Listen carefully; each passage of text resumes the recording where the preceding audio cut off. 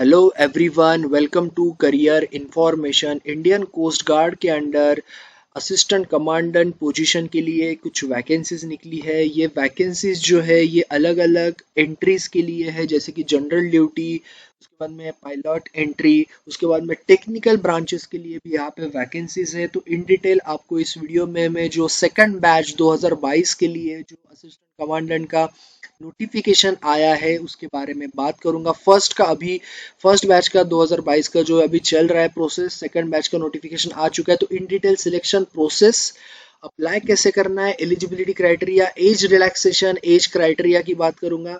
Okay, तो और vacancies कितनी है सबसे इंपॉर्टेंट, ये सारी इंफॉर्मेशन आपको मैं बताऊंगा इस वीडियो में इन डिटेल। तो अच्छे से इस वीडियो को देखिए ताकि जो भी आपको इंपॉर्टेंट चीजें हैं इस रिक्रूटमेंट से रिलेटेड वो आपको पता चल जाए। ओके, तो चलते हैं इसके मेन नोटिफिकेशन की। और लास्ट में मैं आपको सारे लिंक शेयर कर दूंगा डिस्क्रिप्शन में। ओके, तो जैसे आपको मैंने बताया असिस्टेंट कमांडेंट के लिए ये वैकेंसीज है, उसमें general duty, commercial pilot, licence और टेक्निकल, ऐसे तीन अलग अलग एंट्रीज के लिए यहाँ पे वैकेंसी है। ग्रुप ए गैजेटेड ऑफिसर की ये पोस्ट है, assistant commandant. Okay, general duty पहले ब्रांच की बात करेंगे, उसमें आपका बॉर्न जो है वो 1997 मतलब 1 जुलाई 1997 से लेके 30 जून 2001 के बीच में होना चाहिए। और एक चीज़ यहाँ पे एस सी और ओबीसी को रिलैक्सेशन आपको मिलेगा। तो जितना भी यहाँ पे दिया है उससे +3 +5, आपका जो एस सी का +5 होता है तो ओबीसी का जो +3 होता है मेरे ख्याल से, तो वो आपको यहाँ पे मिलेगा। ओके, वो भी उन्होंने आगे मेंशन किया, आपको ऑफिशियली मैं बता दूंगा। ये मेल जेंडर्स के लिए है। यहाँ पे आपका बैचलर डिग्री होना चाहिए। अगर आपका बी टेक है तो आपका फर्स्ट सेमेस्टर से लेके 8 सेमेस्टर तक आपका 60% एग्रीगेट होना चाहिए टोटल मिला के। ओके, मतलब ऐसा नहीं कि आपको फर्स्ट सेमेस्टर सेकंड सेमेस्टर में 60% चाहिए।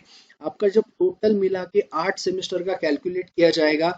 ओके, और उसके बाद आपका टोटल एंड आपके जो भी मार्क्स होंगे उसको डिवाइड करके 60% अगर आपके आ रहे हैं टोटल, तो आप एलिजिबल होंगे। ओके, याद रखना सिर्फ लास्ट ईयर का नहीं पकड़ते हैं, पूरा आपका जो ऐसा, अगर बी टेक है तो आपको 8 सेमेस्टर, अगर आपका बैचलर डिग्री मतलब बाकी इसमें है तो आपका जैसे 3 साल का जैसे आपका होता है उस प्रकार से पकड़ा जाएगा। 10+2+3 अगर आपका है तो जो आपका 12th का है वो मैथमेटिक्स एंड फिजिक्स में आपका एग्रीगेट 60% होना चाहिए, ये भी ज़रूरी है।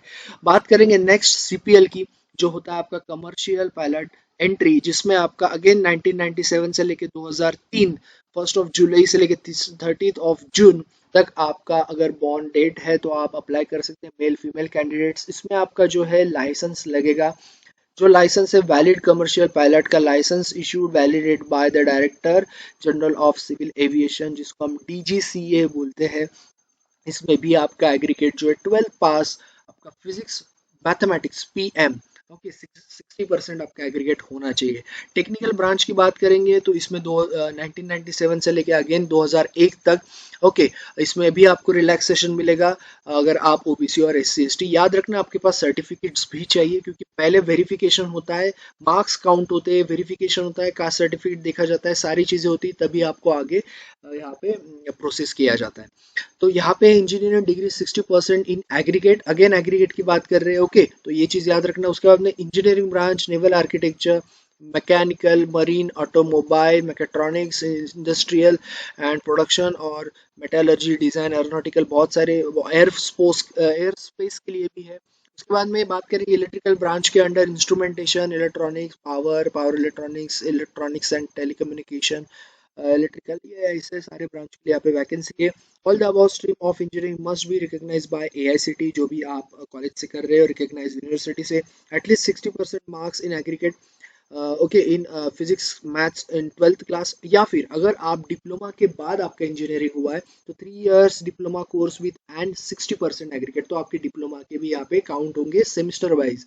तो एक चीज़ याद रखना, जो बच्चे डिप्लोमा बेस के बाद इंजीनियरिंग में एडमिशन लिए हैं तो उनको 6 सेमेस्टर में भी, डिप्लोमा में टोटल 6 सेमेस्टर जो आपका काउंट होगा, टोटल मिला के आपको 60% आपका होना चाहिए। ओके, ऐसा नहीं कि हर सेमेस्टर में आपके 60 चाहिए, टोटल मिला के आपके 60 चाहिए। अगेन मैं रिपीट कर रहा हूँ, वैसे ही आपका 12 का भी यहाँ पे चाहिए। और आपका इंजीनियरिंग का भी 6 सेमेस्टर होंगे अगर डिप्लोमा के बाद, और 12 के बाद 8 semester. Okay, short service commission appointment की बात करेंगे। Short service appointment as assistant commandant is for period of 8 years, may be extended to 10 and further 14 तक हो सकता है। रिलैक्सेशन की बात मैंने ऑलरेडी आपको बता दी है। 5 साल आप SC ST और 3 साल OBC के लिए जो भी होंगे बच्चे अप्लाई करने वाले, उन्होंने यहाँ पे काउंट करके वो चीज़ें आपको याद रखनी है। ओके, जैसे 1997 है तो 1992 तक SC ST के लिए चलेगा, 1994 के लिए आपका चलेगा OBC के लिए, same for all others. Okay, vacancy की बात करेंगे तो इसमें जो वैकेंसी है वो है टोटल आपकी यहाँ पे है 40 और 10। तो GD मतलब जो आपका जनरल ड्यूटी की वो 30 है। ओके, और CPA जो है आपका पायलट जो था उसकी वैकेंसी है 10। वो कैटेगराइज की है इस प्रकार से अलग अलग कैटेगरी में, 5 SC, 16 ST, 6 OBC, 1 EWS और 12 UR, टोटल मिला के यहाँ पे 40। और इंजीनियरिंग टेक्निकल जो है यहाँ पे 6 और टेक्निकल इलेक्ट्रिकल जो है यहाँ पे 4, उसको भी 2 वैकेंसी SC, 4 OBC, UR के लिए 4 और टोटल मिला के 10 वैकेंसी यहाँ पे है। Okay, Indian Coast Guard reserve the right to fix the cut off percentage for issue of PSP call up letters. Additional eligibility criteria: while shortlisting candidates for call up, priority will be given to the candidates with the higher percentage of marks in the degree. तो एक चीज याद रखना, आपका अगर degree का percentage अच्छा है तो आपको पहले प्रेफर किया जाएगा जब वो बुलाते हैं आपको डॉक्यूमेंट वेरिफिकेशन और सारे प्रोसेस के लिए।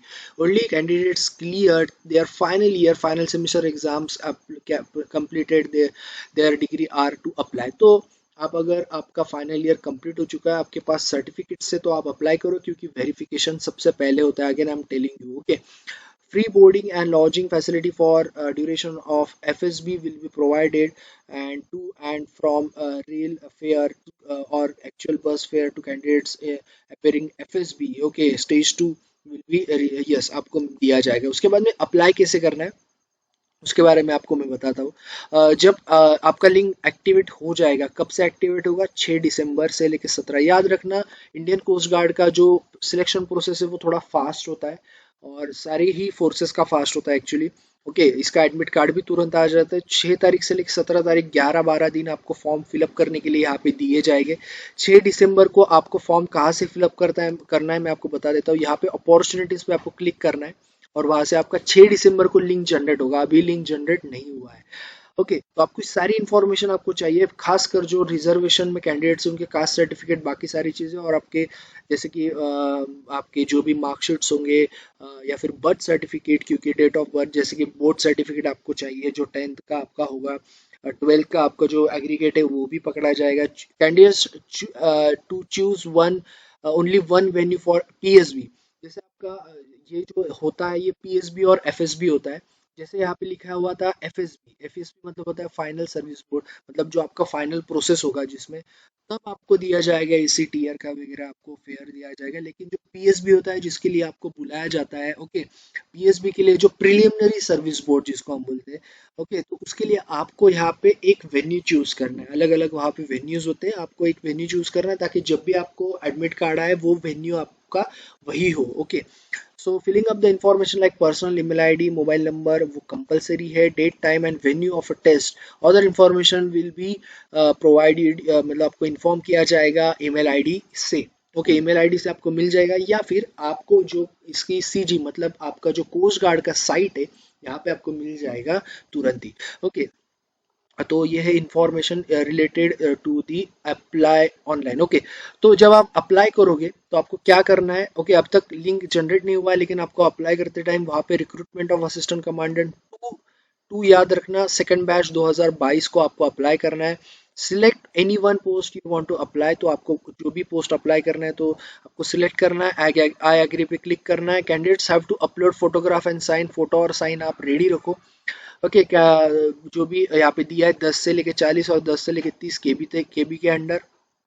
Okay, on successful submission of online application unique application और रजिस्ट्रेशन नंबर आपका जनरेट हो जाएगा। ये जो नंबर है आपको याद रखना है, आपको नोट डाउन करना है। उसका मैं बताता क्यों, क्योंकि जब आपका यहाँ पे एडमिट कार्ड आता है तो एडमिट कार्ड के टाइम पे आपको एप्लीकेशन नंबर आपका वहाँ पे लगता है, तो आपको जल्दी आपका एडमिट कार्ड जनरेट हो जाएगा। ओके, बात करेंगे एडमिट कार्ड कैसे जनरेट होगा। जब आप अप्लाई करोगे, ओके, तो आपको स्लोली कॉलम आ जाएगा, क्योंकि जैसे मैंने आपको बताया परसेंटेज के साथ में आपको बुलाया जाएगा, जिसका ज़्यादा अच्छा परसेंट उसको पहले बुलाया जाता है। सो applicants can take a printout of each admit card। जब आपका फॉर्म फिलअप होके सारी इंफॉर्मेशन होके हो जाएगा, कब तक आपको फॉर्म फिलअप करना है, again I am telling you that 17 December. Okay, और आपका एडमिट कार्ड कब से आना है, 28 दिसंबर। तो इन्होंने ये भी डेट दे दी है, तो मोस्टली इंडियन कोस्ट गार्ड का ये सारा होता ही है, और उसके 10-15 दिन के बाद ही आपका शुरू हो जाएगा। तो आपको जो लिंक है यहाँ पे आपको मिल जाएगा, reprint dot A S P yes ASPX, इस पे आपको मिल जाएगा आपका एडमिट कार्ड। जब आप फॉर्म फिलअप कर दोगे 17 तारीख तक, 28 तारीख से आपको वहाँ पे जनरेट हो जाएगा। For candidates not meeting the, अभी ऐसा भी हो सकता है कि बहुत सारे कैंडिडेट जो होंगे वो एलिजिबिलिटी क्राइटेरिया नहीं मीटअप कर पाए, तो रिजेक्शन स्लिप भी आपको दिया जाएगा, मतलब आपको ये क्लैरिटी दी जाएगी कि आपका सिलेक्शन नहीं हुआ है या फिर आपको शॉर्टलिस्ट नहीं किया गया है। ओके, मोस्टली होता ही है शॉर्टलिस्ट, अगर आप एलिजिबिलिटी अच्छे से देख के अप्लाई करो तो। Candidates are required to bring 2 copies of the e admit card. तो जो भी आपका एडमिट कार्ड आएगा, आपको 2 कॉपीज उसकी निकालनी है। ओके, अलॉटेड रोल नंबर, जो भी आपको वेन्यू सारी चीजें दी होगी उस टाइम पे आपको जाना है। Identical photograph with the blue background, यही चीज याद रखना। नॉट ओल्डर देन, तो नए फोटोज जो है वो निकाल के रखो। Any candidates who does not carry all the documents at the time of PSB and FSB shall not be permitted to appear। आपको मैं वही चीज़ पहले भी बताया था कि जैसे आपको PSB के लिए, क्योंकि आपको पहले PSB के लिए बुलाया जाएगा, तब आपका फाइनल मतलब होगा कि नहीं सिलेक्शन डिपेंड करता है, फिर आपको FSB के लिए सिलेक्ट किया जाएगा। PSB के टाइम में सबसे पहले आपका प्रोसीजर क्या होता है, आपको जब एडमिट कार्ड आएगा आपको उस वेन्यू पे जाना है। वेन्यू पे जाके जो भी आपको टाइम दिया है उस टाइम पे आपको पहला टेस्ट देने जाना है, लेकिन टेस्ट देने से पहले आपका डॉक्यूमेंट वेरिफिकेशन होता है। वहीं पे ऑफिसर्स रहते हैं, पूरा वेरिफिकेशन एग्रीगेट चेक किया जाता है, आपके कास्ट सर्टिफिकेट सारी चीज़ें चेक की जाती है। उसके बाद में आपका टेस्ट शुरू होता है। ओके, अगर आपका होगा ही नहीं कंप्लीट तो आपको टेस्ट दिया देने ही नहीं देंगे। तो ऐसा मत सोचो कि टेस्ट देंगे फिर सोचेंगे, ऐसा नहीं होता है। ओके, तो yes, this documents required to be produce at PSB centre, जैसे मैंने आपको बताया। ओके, अभी बात करेंगे हम PSB सेंटर्स की। तो आपको सिलेक्ट करना है PSB सेंटर, ये चीज़ याद रखना। तो गोवा, चेन्नई, कोलकाता और नोएडा, ये 4 सेंटर है कोस्ट गार्ड के। ओके, जो आपको PSB के लिए है। ओके, और FSB के लिए आपको मैं बताता हूँ, जब आप PSB क्लियर कर लोगे तो आपको FSB के लिए नोएडा सेंटर ही मिलता है मोस्टली। ओके, क्योंकि उनका जो फाइनल सिलेक्शन बोर्ड है वो सिर्फ नोएडा में है। लेकिन आप PSB के लिए इन चारों में से एक चूज कर सकते हो। मुंबई में रहता है, लेकिन मुंबई अभी इस बार नहीं है उसमें। ओके, तो गोवा, चेन्नई, कोलकाता और नोएडा आपको इसमें से सिलेक्ट करना है जब आप अप्लाई करोगे। अप्लाई कहाँ से करोगे वो भी मैंने आपको पहले ही बता दिया है। ओके, कहाँ से आपको अप्लाई करना है, यहाँ से करना है। इसका लिंक मैं दे दूंगा आपको, ये नोटिफिकेशन का भी लिंक मैं आपको दे दूंगा। ओके, तो जब आप अप्लाई करोगे तो आपको ये सारे में से एक भरना है, और आपको जब भी आपका 28 तारीख को क्या आएगा, आपका एडमिट कार्ड आएगा। अगर आप शॉर्टलिस्ट होते हो, आपकी एलिजिबल क्राइटेरिया है, तो आपको टाइम दिया जाएगा। वो टाइम जो रहता है वो सुबह 8 बजे का भी हो सकता है, 11 का भी हो सकता है, 3 बजे भी हो सकता है दोपहर में। ओके, जैसे मैंने आपको बताया 28 जनवरी से, मतलब अर्ली जनवरी से आपका शुरू हो जाएगा प्रोसेस। आपको बुलाया जाएगा कोई भी सेंटर आप जिसमें आपने वेन्यू फिलअप किया है, याद रखना। ओके, वहां पे आपको तो ये चीज याद रखना, प्रोविजन आप पहले से करके रखना, आपको कैसे पहुंचना है कैसे जाना है। डेट आपको 28 को ही पता चल जाएगी। बात करेंगे अभी short listing application. Okay, selection procedure in detail, ये अच्छे से सुनो। Short listing criteria will be based on the higher percentage, जैसे मैंने आपको बताया 60 से ज़्यादा ही चाहिए। और अगर ज़्यादा एप्लीकेशन रिसीव होते तो हाई परसेंटेज वालों को बुलाया ही जाएगा। प्रिलिमिनरी सिलेक्शन कैसा होता है, अगर आपको बुलाया जाता है। ओके, अब मैं यहाँ से शुरू करता हूँ। अगर आप शॉर्टलिस्ट होते हैं, एडमिट कार्ड आता है, आपको बुलाया जाएगा। आपको बुलाने के बाद क्या होगा, पहले आपका होगा डॉक्यूमेंट वेरिफिकेशन। ओके, जैसे मैंने आपको बताया, चलो मैं ये मान लेता हूँ डॉक्यूमेंट आपके सारे सही है। उसके बाद आपका PSB में क्या होता है, PSB में आपका पहला होता है मेंटल एबिलिटी टेस्ट, या फिर जिसको हम बोलते हैं कॉग्निटिव एप्टीट्यूड टेस्ट। आपका एक टेस्ट होगा जो ऑब्जेक्टिव रहेगा, वो आपको PPTs पे दिखाया जाएगा, और बैचेस वाइज ये होगा, याद रखना, बैचेस वाइज। और आपको वहीं पे ऑब्जेक्टिव्स पे फिलअप करना है, जो रोल कर हम लोग करते हैं। ओके, आपको मार्क करके वहाँ पे आपको आंसर्स देने हैं। बहुत अलग अलग टेस्ट होते हैं और सिंपल होते हैं, ऑब्जर्वेशन टेस्ट होता है या फिर अलग अलग टेस्ट होता है एप्टी में। ओके, तो आपको वो सारे टेस्ट वहाँ पे देने हैं। ओके, आपको एक सेंटर मिल जाएगा वहीं पे, जो या गोवा या कहीं पे भी, नोएडा या जहाँ पे भी आप जाओगे। ओके, तो आपका जब टेस्ट हो जाएगा उसके बाद क्या होगा, उसके बाद होगा आपका शॉर्ट लिस्टिंग। जैसे आपका एप्टीट्यूड टेस्ट से शॉर्ट लिस्टिंग होगा, आपसे बहुत सारे बच्चे शॉर्ट लिस्ट हो जाते हैं, मोस्टली बच्चे हो जाते हैं जिनका बहुत ही खराब गया होता है, उनका ही नहीं होता है एप्टी में। ओके, एप्टी मतलब ज़्यादा एप्टीट्यूड नहीं होता है, एकदम डिटेल, एकदम सिंपल होता है वो। ओके, अगर आप ज़्यादा जानना चाहते हो तो कमेंट बॉक्स में पूछ सकते हो, मैं उसके लिए एक अलग से वीडियो आपको पूरा बना दूंगा। ओके, बात करेंगे अभी नेक्स्ट। अगर आप एप्टी क्लियर कर लेते हो, एप्टीट्यूड टेस्ट जो मेंटल एबिलिटी टेस्ट, उसके बाद आपका होगा पीपीडीटी, जो होता है picture prescription and discussion test. आपको ग्रुप वाइज किया जाएगा, आपको लेके जाएंगे और दूसरे सेंटर में, वहाँ पे वहीं पे होते हैं सारे सेंटर्स। आपको वहाँ पे एक पिक्चर ब्लर दिखाया जाएगा, उससे आपको लिखनी है स्टोरी, उसका कंक्लूजन भी लिखना है, पॉजिटिव आउटकम होना चाहिए, बहुत सारी चीज़ें होती है वो। जब आप पिक्चर परसेप्शन में आपका स्टोरी सारी चीज़ें लिखोगे, आपके साथ जो ग्रुप होगा कुछ मेंबर्स का, 10 15 20 जो भी बच्चे होंगे उनको वही पिक्चर दिखाया जाएगा। तो आपका ऐसा तो होगा नहीं सबकी स्टोरी सेम होंगी, कोई किस डायरेक्शन से लिखता है, कोई क्या डायरेक्शन से लिखता है, थोड़ा बहुत ब्लर भी होता है पिक्चर। उसके बाद में जब आपका हो जाएगा, आपको आपका सबमिट करना है वहाँ पे लिखा हुआ जो भी आपका डॉक्यूमेंट होगा। उसके बाद में क्या होगा, उसके बाद में आपको वापस थोड़ी देर के बाद बुलाया जाएगा, वो होता है आपका डिस्कशन टेस्ट, जिसको हम ग्रुप डिस्कशन भी बोल सकते हैं। वहाँ पे आपको वापस आपका दिया जाएगा डॉक्यूमेंट जो आपने लिखा हुआ रहता है। उसके बाद आपको हर एक को 3 मिनट 2 मिनट देते हैं कुछ, उसमें स्टोरी आपकी लिखी हुई नरेट करनी है, पढ़ के नहीं, आपको खुद से नरेट करनी है। जो आपने लिखी है वो सिंपल है, आपको पता ही होगा, तो नरेट करनी शॉर्ट में 3 मिनट में हर एक को। जब आपका नरेशन कंप्लीट हो जाएगा, उसके बाद आपको एक टाइम दिया जाएगा, वहाँ पे जो भी ऑफिसर होगा वो आपको टाइम देगा डिस्कशन करने के लिए। ओके, वो ऑब्जर्व भी करेगा कौन कैसी बात कर रहा है, कैसा कंक्लूजन निकाल रहा है, और आपको सबको मिला के एक स्टोरी क्रिएट करनी है। ऐसा होता है कि सबको मिला के नहीं भी होती, लेकिन वो ये देखते हैं कि कौन कॉन्फिडेंट, कौन शांत और अच्छे से बात कर रहा है। ओके, तो मतलब एक लीडर क्वालिटी या फिर कैसा कम्युनिकेशन होता है, वो सारी चीज़ें देखते हैं और फिर आपको कंक्लूजन निकालना होता है। ठीक है, तो ये आपका होता है डिस्कशन टेस्ट। तो पीएसबी में इतना ही होता है। पीपीडीटी होने के बाद आपको एक फाइनल रिजल्ट बताया जाएगा, उसमें आपको ये बताया जाता है कि कौन से बच्चे शॉर्टलिस्ट होते हैं एफएसबी के लिए। और एफएसबी के लिए जब अगर आप शॉर्टलिस्ट होते हो, ओके, एफएसबी के लिए बहुत कम बच्चे शॉर्टलिस्ट होते हैं क्योंकि बैच वाइज उनको उतने करने होते हैं। ओके, तो ये खैर अब तक मैंने आपको जो बताया वो पीएसबी का था।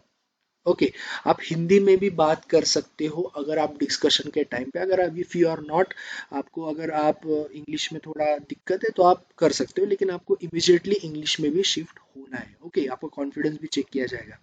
Candidates who have completed there degree 2020 2021 should be position of the original, जो भी आपका डिग्री है वो आपको लेके जाना है।